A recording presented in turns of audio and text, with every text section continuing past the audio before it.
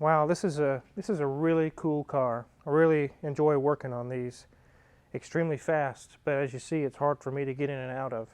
This is my buddy Leo's 99 Dodge Viper RT10, and we've got it here today. He's got a couple of issues we want to look at. Two of his complaints are that the power mirror, the up and down movement isn't working. The left and right does work, but up and down doesn't. And when the engine's cold, it has a shake to it, almost like a misfire, and he wants that looked into and see what's going on there. And we're going to go ahead and get some of our tools out that we've seen in previous video, some of the wizard tools, and we're going to get to the bottom of it here today.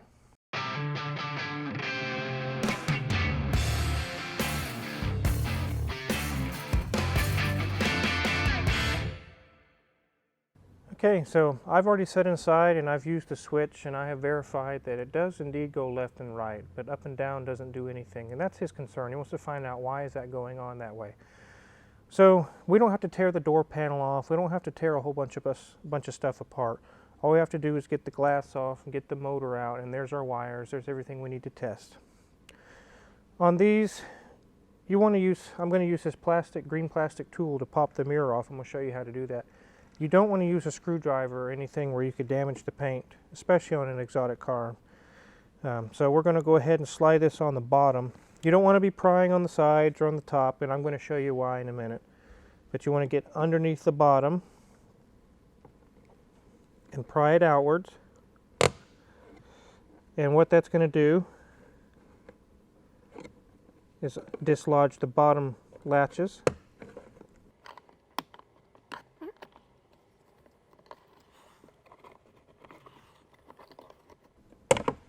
Just like so. As you can see, it hinges. There's a hinge on top. Do not pry on the top and try to pry it the rest of the way off. You'll break it. Once you get the bottom out and it swings out, then you just push down and out. And as you can see on the mirror, there's two hinges and two latch points. All you're dislodging is the bottom, not the top. So that's how you get the mirror out of the way. And here you see the motor. It's held in by 4 screws.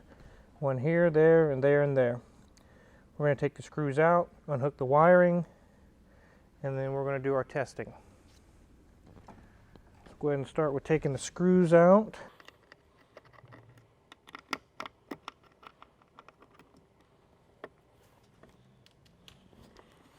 And pull it forward a little ways until you can see the wiring. You don't want to pull on the wiring and break it.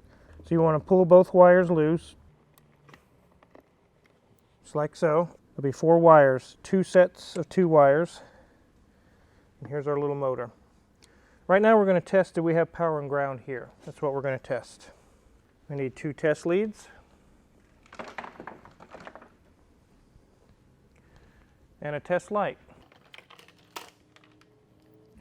I like to use a test light that has an incandescent bulb in it, because the brightness will vary depending on if it's got a bad connection or bad ground, or you're not going to see that with an LED. The set of wires that are closest to the car, we're going to start with the left and right.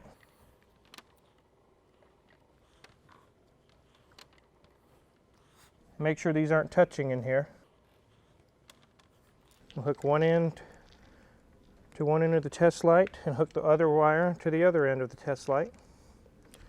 We'll just set it up here. Now I'm going to go through the other side and operate the switch, and we should see this light up.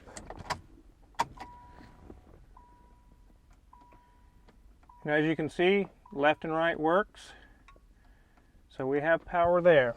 Now we're going to hook to the other set of wires.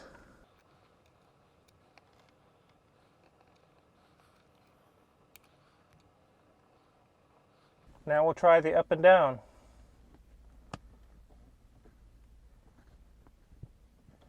And there's power there. I'm going to unhook the wiring here. We don't need to test any further in this housing. We know the wires are good, the grounds are good, the powers are good. We got the switch that's good. We're done testing here.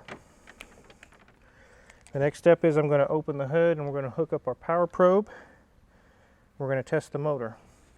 Okay, the next step we're going to do is hook up my power probe. Under the hood there's a power point and a ground that we can use. You have to have those to run the power probe. For those of you not familiar with a Viper, you can search all day long in the cabin, under the dash, along the door sill, looking for the hood release latch. You're not going to find one.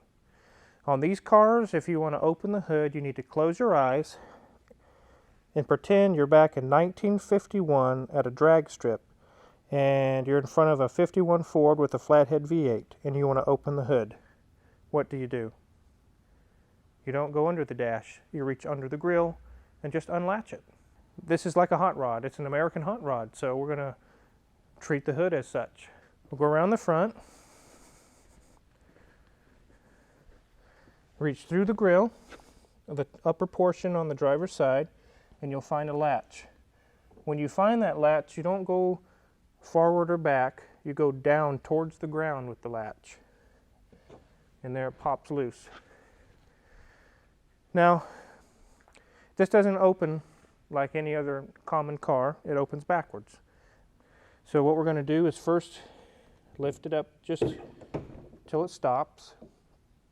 Then we're going to go to each corner and make sure it's free and loose. You want to be careful on this hood and follow these steps, because if you don't and you just go to yanking, you could tweak the hood and crack it or break it. You want to be careful. So this side's loose.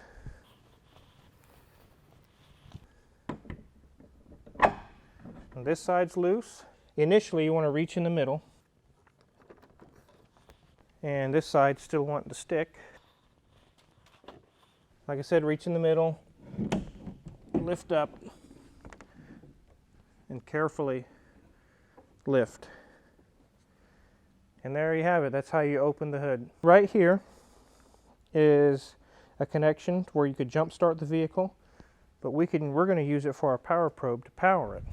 So we're going to go ahead and hook up this handy dandy power probe. You've probably seen this in a previous video where I showed all my wizard tools. This just really makes short, quick work of electrical problems. So the first thing we want to do is hook power, positive, and on the ground I just used a little spring here. And now we have power and ground. Now it's time to test a little motor. So here we have the motor that's pulled off the vehicle. We have our power probe and a ground point. Another wizard tool that was in my video. This is a set of different test leads for different connector pins and various different connectors. And I have found two here that work with this particular test we're doing. There's two sets of leads, connector leads inside this motor housing here.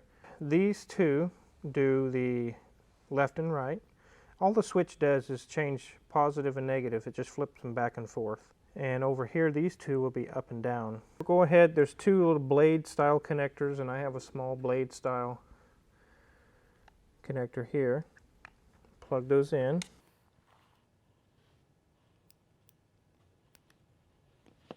We'll connect our ground point to one end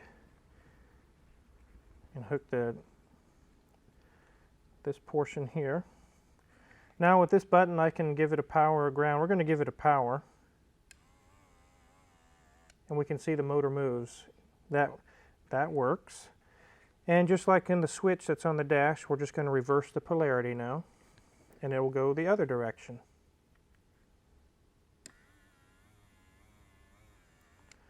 So we know left and right on this motor works. We already knew that, but I'm just showing you how this testing procedure works. Now we're going to switch over to the next set of terminals, which are the up and down movement. So we'll hook our ground point up and apply power to the other one. And it does nothing. I can say with confidence that this little motor is bad. This will need to be replaced in order to solve this power mirror problem. So we'll set that aside and we're going to move on to the next complaint.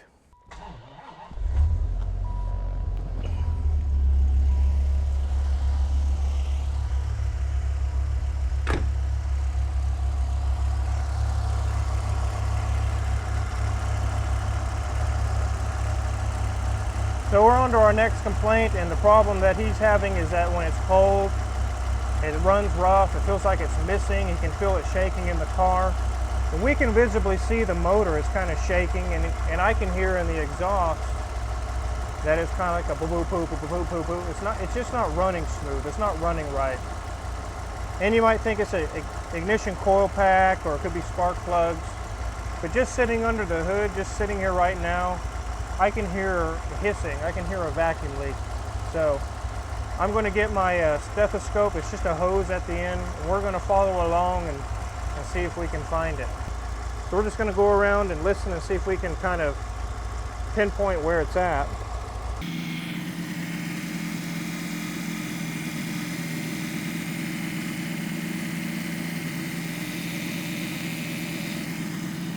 So using this, I'm able to come up with where it's coming from, and it's on this side of the intake, somewhere over in here.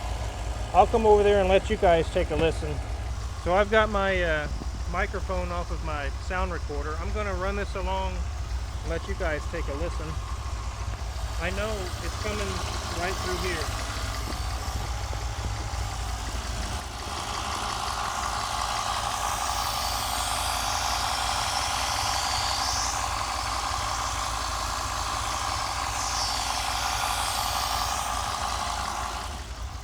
Okay, the next step, we got our handy smoke machine out, and you've also seen this on my Wizard Tools video. There's two things that it needs to operate. One of them is a power and a ground, which we're going to hook up now. You can hook it to the battery, you can hook it up to a jump point, just like this. I'm going to hook it up just like we did our power probe, and you can see the power's on now. The next thing it needs is shop air. It has a pressure regulator in here. Obviously it's not going to put out 100 psi into your intake. It's going to put out just 1 or 2, or it's very little, probably one. So we'll go ahead and hook that up.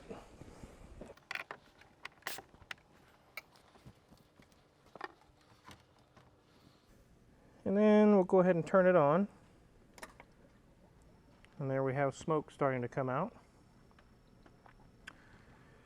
So, what you need to do is find a port on the intake, a vacuum port, and just take a piece of hose that's the same size. We're going to use the brake booster vacuum. I've already unhooked the clamp on it. Take it loose, set it aside, hook a piece of hose onto it. We're going to fill this whole intake up with smoke. Here we go.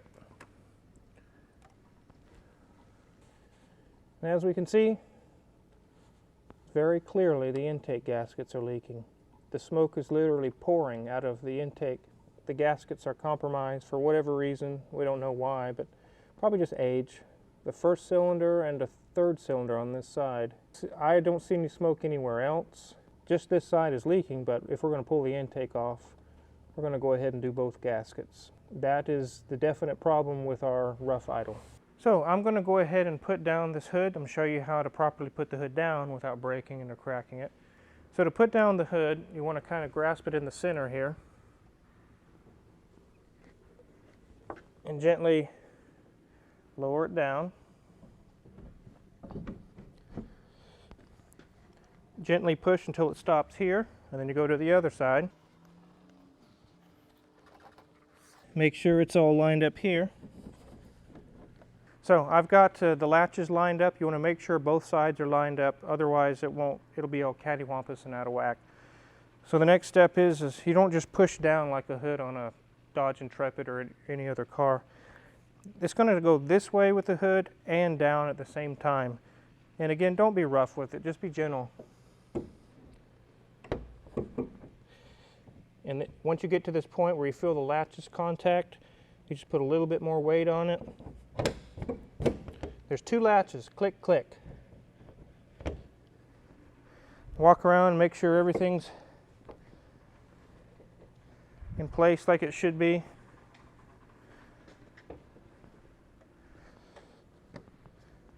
And that's that on the hood closure. So we had a power mirror issue on this, and we did some wiring testing, some power and ground testing, and actually the motor testing, and we were able to deduce the motor is the failed part here. That will solve his power mirror issue. On the rough idle when cold, saw the engine visibly shaking. We heard a hissing noise. We used our ears and also the smoke machine to pinpoint, and we actually found the intake gaskets have failed on this. So that'll need to be replaced to take care of that. I'll include that in another video here in the future. We're going to be pulling the intake off, which isn't very hard on these, and put new intake gaskets on it, and that'll take care of that problem. But that brings to point between Tyler's 95 Viper and Leo's 99 Viper. I found that these are some of the worst cars to get parts for. AutoZone, CarQuest, O'Reilly's, Napa, I don't care who you choose. You're not going to find nothing for these cars. They're just not out there. I even went to the dealer, and the guy at the parts counter, the dealer told me, we haven't had parts for these cars, we don't have parts for these cars, and we're not going to. He was just plain and simple with me on it. There's places online, Viper Specialties, or different places, eBay, you can look. But if you have a part failure on a Viper, Gen 1 Viper, you can plan on a week to 2 wait on the parts. Every time something fails, another week or 2 waiting on parts. And if you think you can buy expedited shipping to rush it along, that really doesn't solve anything, because it's still going to take 3 to 5 days for the vendor to even get it in the mail. Every time we needed a part on Hoovie's Viper, another 1 or 2 week wait. But we found that this part is bad, another 1 or 2 week wait. I just recently had a 2011 Bentley Continental Super Sports in here, and I was able to get parts from England through Flying Spares in 2 to 3 days here at my shop. That will never happen on one of these. So if you're looking in the market for one of these, you need to prepare for that. You need to budget for that as far as time, not money really, but time. But otherwise, they're really not that hard to work on. I really enjoy working on them. I just wish the parts issue was taken care of. Thanks for watching. If you haven't already, hit the subscribe button, hit the little bell. If you see any tools that I use today for diagnostic purposes, you can go to my Amazon affiliate page and purchase them there. The link is below. So thanks guys for following me along in another Wizard Diagnosis. I have guys in the shop that do some of the repairs. This is really what I do. Really fast, I can get to the bottom of problems and find out what it is. So thanks again, thanks for watching.